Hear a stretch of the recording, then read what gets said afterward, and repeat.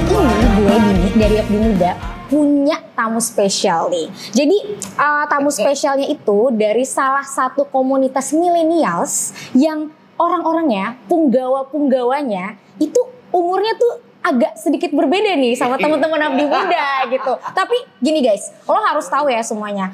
Millennials itu ya dong Pak. Jadi kita harus sedikit ada unggah-ungguhnya gitu ya kan. Jangan panggil Pak Om. Oh ya, kakak dong ya gak sih? Kakak gitu. Karena kan ini udah after office hours gitu ya. Jadi harus sedikit lebih casual ya kan. Yang gue tahu nih, millennials itu tuh bukan perkara umur atau angka, tapi mindset. Nah, di sini yang menarik perhatian teman-teman Abdi Muda, khususnya gue sih penasaran banget gitu ya. Ternyata masih ada loh teman-teman dari ASN senior, yang masih sedikit peduli sama bangsa ini, yang punya vibes positif gitu ya tentang sebenarnya apa sih yang mereka kerjain, yang mereka mau spread ke komunitas, spread ke teman-teman di media sosial sana. Apa yang mereka kerjain gitu kan setelah office hour. Jadi kita punya ASN 17 plus gitu. But hey, don't get me wrong, 17 plus itu artinya apa Bapak-bapak? Nanti Pak Manajer. Oh, boleh. Mungkin gue sedikit kasih insight aja. 17 plus di sini maksudnya setelah jam 17.00. Karena sebenarnya Pak, mohon izin ini kayak di kantor gitu.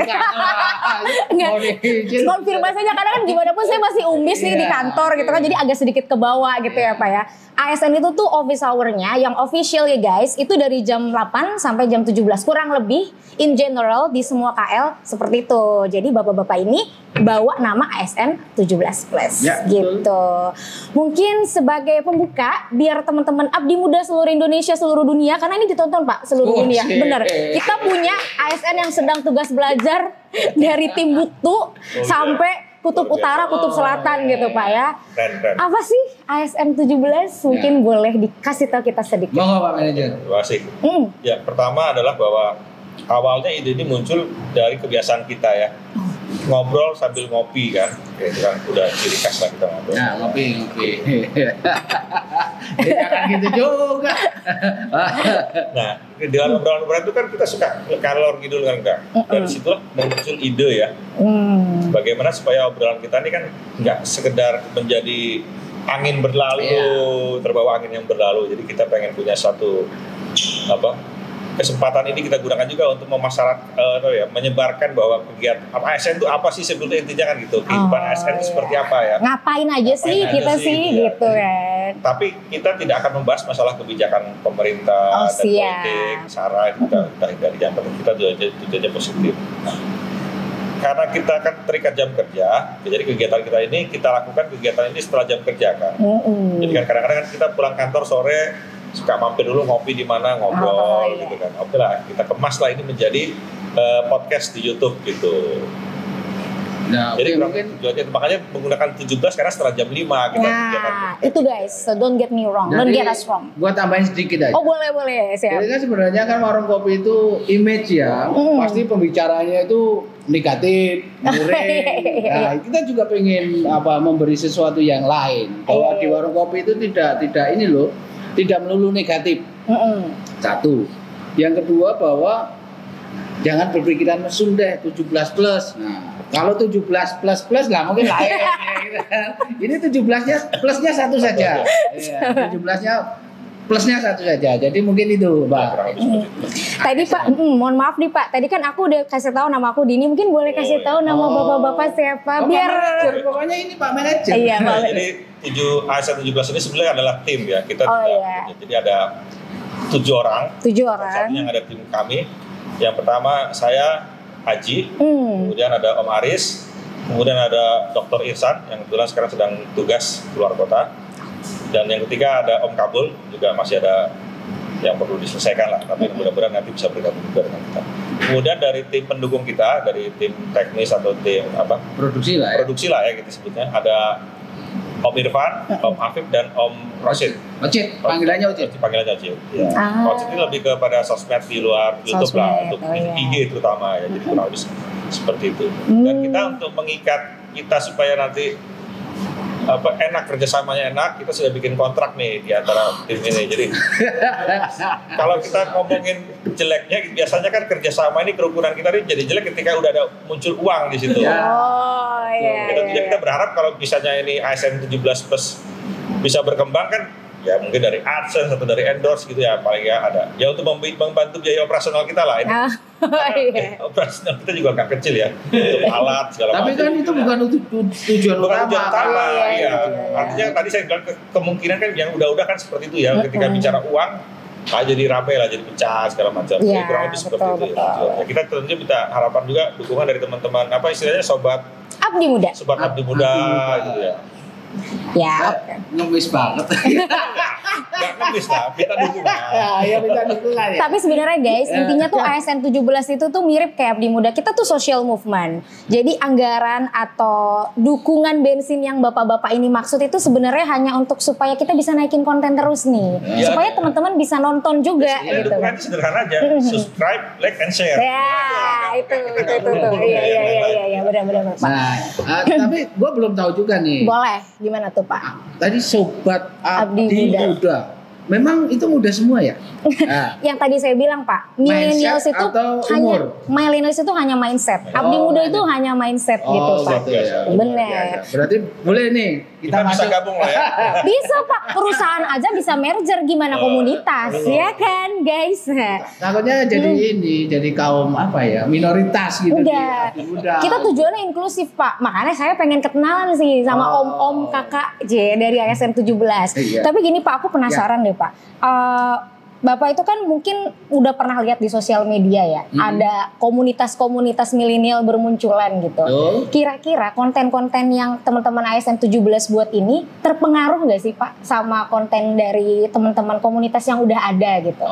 Mungkin Bapak udah pernah kepoin Abdi Muda atau komunitas yang lain gitu? Monggo Pak Manajer ya. Ya tentu saja kenapa kita mau berkolaborasi dengan Abdi Muda ya, kita memperhatikan juga sudah beberapa lama kan, terutama konten-konten di Instagram. Iya. Itu buat kami cukup menarik gitu ya. Karena kami dari sisi yang senior, tentunya punya pandangan yang berbeda dengan yang masih muda nih. Iya. Nah, kita lihat bagaimana efek dampak dari kegiatan kita di sosial media itu memberikan dampak yang positif. Artinya memberikan informasi atau apa sih ya, supaya masyarakat umum terutama ya bisa mengerti ASN itu seperti apa gitu. Karena informasi yang berimbang gitu ya. Stigma kami ketika dulu menjadi ASN tentunya akan berbeda dengan teman-teman di Abdi Muda yang sekarang ya, artinya yang lebih baru lagi ya. Nah, tentunya kita pengen memberikan pencerahan kepada masyarakat bahwa ASN itu kayak atau ASN atau PNS itu nggak kayak dulu, nggak seperti yang selama ini banyak orang ngomong gitu, bahwa kita tuh juga ya bekerja, kita mengabdi gitu kan. Nah, itu yang mungkin banyak orang cuma melihat yang negatifnya aja gitu. Jadi Mbak Dini, ini perlu saya luruskan dikit walaupun boleh. Boleh. Gimana nggak tuh Pak? kayak ASN atau PNS yang seperti dulu. Emang PSN dulu kayak apa? Ya dulu fine aja. Bahwa stigma, tadi kan saya bilang stigma itu yang harus kita ini perbaiki ya. Itu hanya stigma, tapi kenyataannya kalau menurut pendapat gua sih, ASN ini memang pelayan. Nah, iya, makanya untuk bisa melawan stigma ini kita berbeda pendapat ya. Iya benar Pak. Kita nggak berbeda pendapat, cuma meluruskan aja. Betul. Stigma itu stigma yang salah harus diluruskan, harus dibenarkan itu. Jadi kita lebih ininya memberi informasi yang berimbang lah. Betul. Kalau gue secara pribadi sih seringnya melihat gue di Twitter. Ada tuh komunitas-komunitas tuh yang ASN mungkin ya, ASN yang muda, generasi X tuh generasi Z.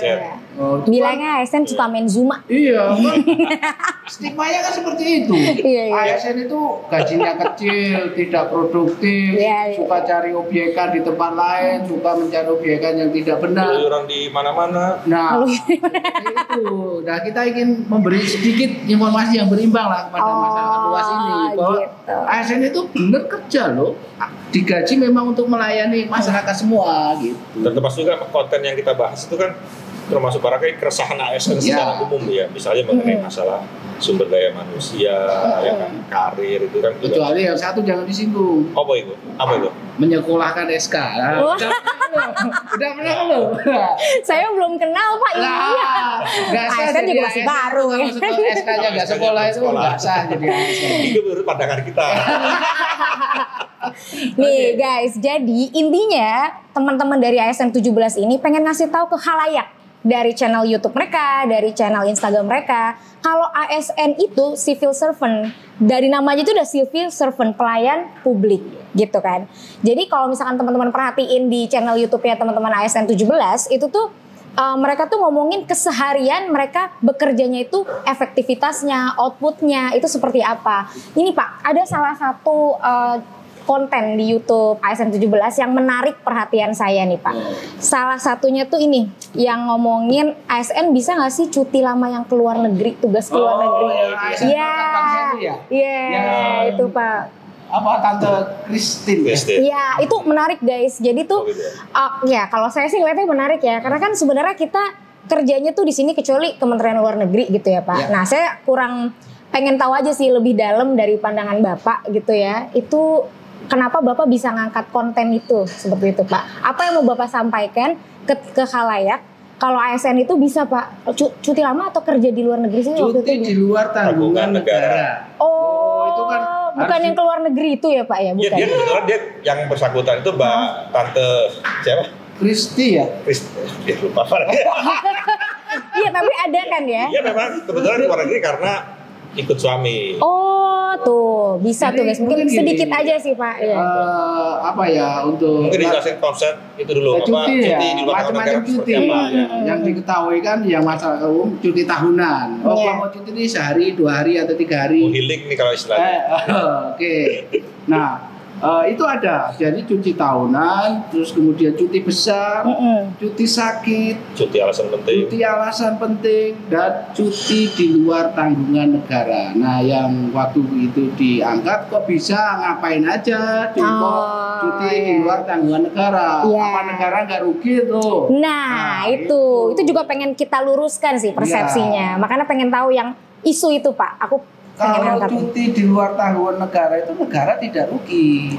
Karena gini, ketika saya misalnya atau Om Haji aja. Saya misalnya ikut istri saya ya. Ya.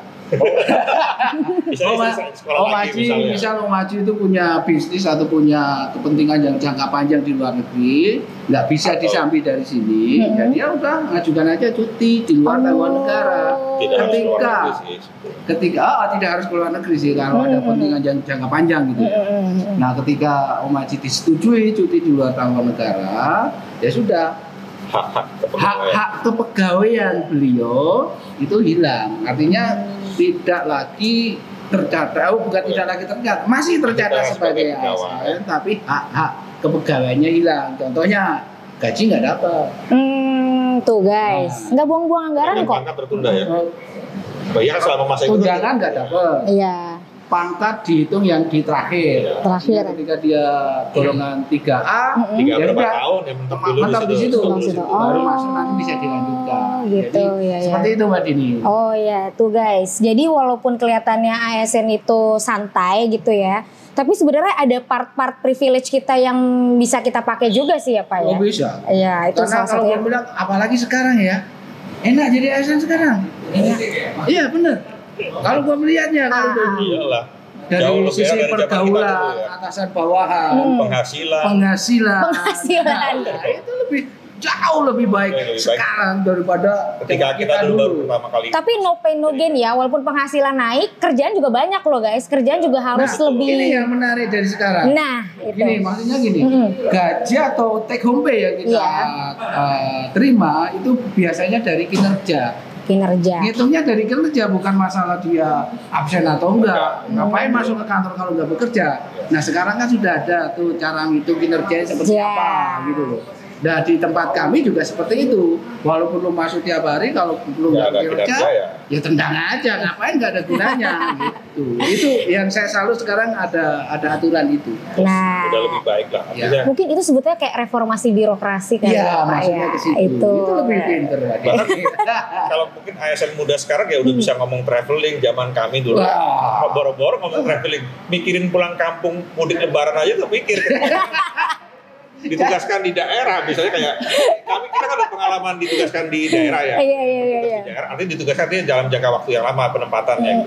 Itu ya bahkan mungkin Lebaran kita malah nggak pulang kampung, nggak mudik karena biaya pesawat kan mahal malah. Misalnya kayak gitu. Tapi jauh lebih enak sekarang. Ya kita nggak kiri atau sirik, tapi kami malah senang. Artinya apa? Dengan tingkat penghasilan yang lebih baik, otomatis bekerjanya diharapkan lebih baik, dia tidak berpikir yang macam-macam lagi kan, yang lebih fokus terhadap pekerjaannya. Jadi nggak mikir duit-duit yang sampingan itu, sampai kanan, sampai kiri, dari belakang, KPK akhirnya kan.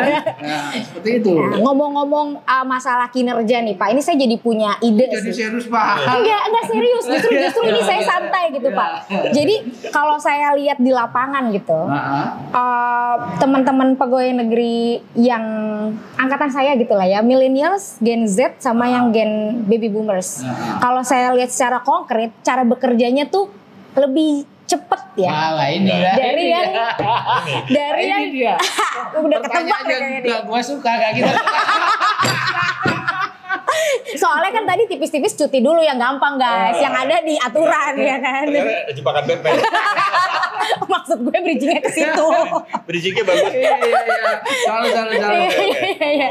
Nah itu tuh kalau aku lihat secara konkret nih teman-teman yang gen millennials, which is itu kayak saya, angkatan saya, sama yang anggaplah baby boomers ke atas, itu secara baby boomers ke atas udah pensiun. Baby boomers aja ya guys ya. Itu secara kecepatan kerja gitu ya. Saya lihat lebih cepet nih selesainya dari yang si baby boomers gitu. Tapi ketepatan mungkin nggak beda-beda jauh gitu Pak. Aku pengen lihat sih pandangan Bapak itu kayak gimana sih. Dulu pernah kita angkat kalau nggak salah. Nah, ya, karena saya udah nyontek. Tapi di konten apa, di tema apa tuh gue lupa. Oh antara milenial dan kolonial. Nah itu. Ditontonnya di channel kita tuh. Ya. Ada itu pernah kita angkat. Nah coba. Lumayan tipis-tipis. Itulah gunanya saya di sini guys gitu kan. Coba senior dulu lah. Milenial versus kolonial. Ya, itu kita tidak membantah pendapat seperti itu. Satu, bahwa tingkat pendidikannya kan sudah lebih baik. Di sekolah sistem pendidikannya juga sudah berbeda kan dengan zaman kami. Kedua, umur itu nggak bisa dibohongi.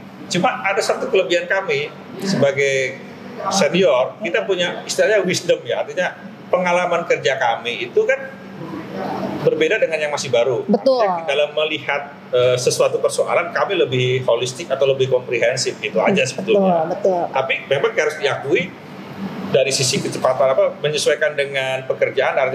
Misalnya sekarang ini kan semua pekerjaan menggunakan aplikasi IT lah katakanlah ya.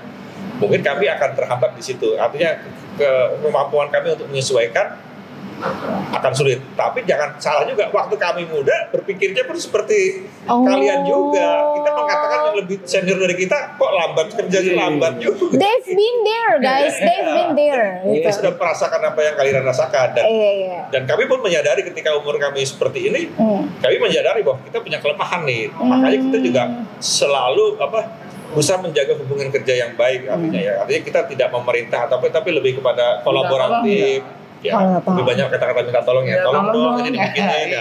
Kebalik ya. Ya zaman dulu kan kerjain. Kalau sekarang anak-anak nggak bisa. Tolong deh. Sekarang dengan anak muda itu kita nggak bisa itu, kita harus menggunakan gaya bahasa yang lebih persuasif lah gitu. Beda biar masuk guys. Jadi mungkin nambahin dikit aja. Kalau di generasi apa tadi Z, Y, whatever itu. Dia memang cepat kerjanya, tapi tanpa kurang landasan teori, landasan hukum, filosofi, melihat permasalahan secara holistik. Iya. Itu kurang. Jadi kerjain ini, ya udah ini aja apa yang temanya aja, tapi substansi ke dalamnya tuh mohon maaf kurang. Kami lebih menguasai. Jadi kelebihan kami di situ saja. Tapi kalau untuk kecepatan jauh lah. Intinya saling melengkapi guys. Iya, kayak kamu sama aku. Tapi belum dapat juga. Sama ini nih Pak.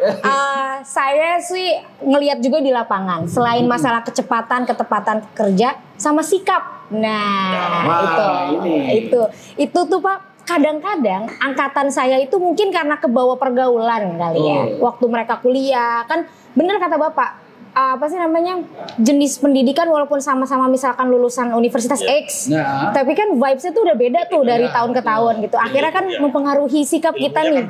Pas kerja soft skill ya berkembang segala macam. Akhirnya pas masuk ke level ke ranah birokrasi yang kelihatannya kayak kaku, kita tuh bawa vibes yang santai tapi sebenarnya kita maksudnya sopan gitu loh Pak. Sopan menurut ukuran lo. Iya, soalnya mengukur kita nih gitu. Nah, di ukuran lo, di zaman lo gitu. Iya, makanya kan gue gak mungkin nanya sama bos ya. Karena bapak-bapak ini kayak bos gue kalau di kantor gitu. Pengen tahu aja sih itu gimana pandangan Bapak gitu. Ya mungkin itu benar gak beda. Memang ya mungkin standar sopan itu kan berbeda-beda. Ketika kami dengan bos kami yang zaman dulu yang lebih feodal lagi atau yang lebih feodal kan.